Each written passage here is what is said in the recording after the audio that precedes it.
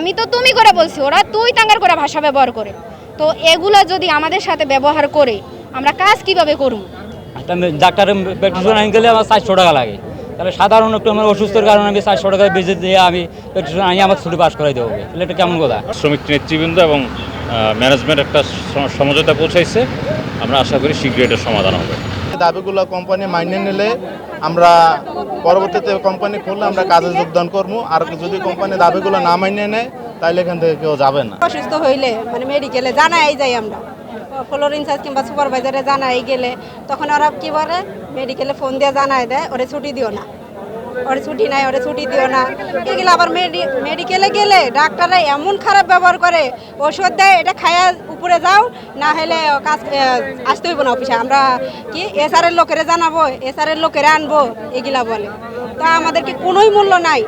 আমরা যে সারাটা দিন শ্রম দিই, 15 বছরটা ধরে এখানে শ্রম দিতেছি, আমি অসুস্থ হইলে কেন আমি ছুটি পাবো না? আমরা তো সবসময় পারি না যে উপরের স্যারেদের সাথে কথা বলার জন্য, মানে এমন খারাপ ব্যবহার করে এগুলো বলার মতো না। আমি সামান্য আমি অসুস্থ, আমাদের নিয়ম হচ্ছে যে আমি যদি অসুস্থ থাকি আমি ফ্লোরে সুপারভাইজারে জানাইয়া যাইতে হইবে, বা সুপারভাইজার না থাকলে আমি ফ্লোরে যেই আপুরা আছে তাদেরকে জানাই যাইতে হইবে। তা আমরা জানাই যখন যাইও তখন আমাদেরকে সোজা মানে এইভাবে বলে যে রিজন দিয়ে চলে যাও, চাকরি করতে হইব না, বা আমি তো তুমি করে বলছি, ওরা তুই তাঙ্গার করে ভাষা ব্যবহার করে। তো এগুলো যদি আমাদের সাথে ব্যবহার করে আমরা কাজ কিভাবে করব? আমাদের খাওয়া দাওয়া ভালো হয় না, ঠিক আছে, আমাদের বেতন কম, তারপরে কাজের চাপ খুব, মানে নামাজ যে পড়বো নামাজ পড়ার সময় নেই, যে কাজ যেভাবে আমরা কষ্ট করি এর পরিশ্রমের আমরা বেতন পাই না, ঠিক আছে।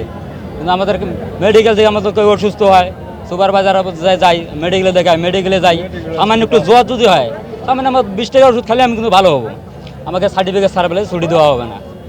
একটা ডাক্তারের প্রেসক্রিপশন আনি গেলে আমার 400 টাকা লাগে, তাহলে সাধারণ একটু আমার অসুস্থর কারণে আমি 400 টাকা বেজে দিয়ে আমি প্রেসক্রিপশন আনি আমার ছুটি পাস করাই দেবো, তাহলে এটা কেমন কথা? ঝামেলাটা হয়েছে মূলত চাকরি প্রার্থীদের, বিভিন্ন জায়গা থেকে এখানে চাকরির জন্য আসছে, তাদেরকে চাকরি দিতে হবে এবং পুরুষদের কোটা 50% করতে হবে, তাদেরকে মিনিমাম 50% নিয়োগ দিতে হবে। এই দাবি নিয়ে বিভিন্ন জায়গা থেকে লোকজন এসে জড়ো হয় ইপিজেডের সামনে এবং বিভিন্ন ফ্যাক্টরিতে, যার প্রেক্ষিতে কিছু কিছু ফ্যাক্টরি ছুটি দিয়ে দিয়েছে এই ধরনের ভায়োলেন্স এড়ানোর জন্য বা চাকরি প্রার্থীদের ঝামেলা এড়ানোর জন্য অনেক ফ্যাক্টরি ছুটি দিয়ে দিয়েছে।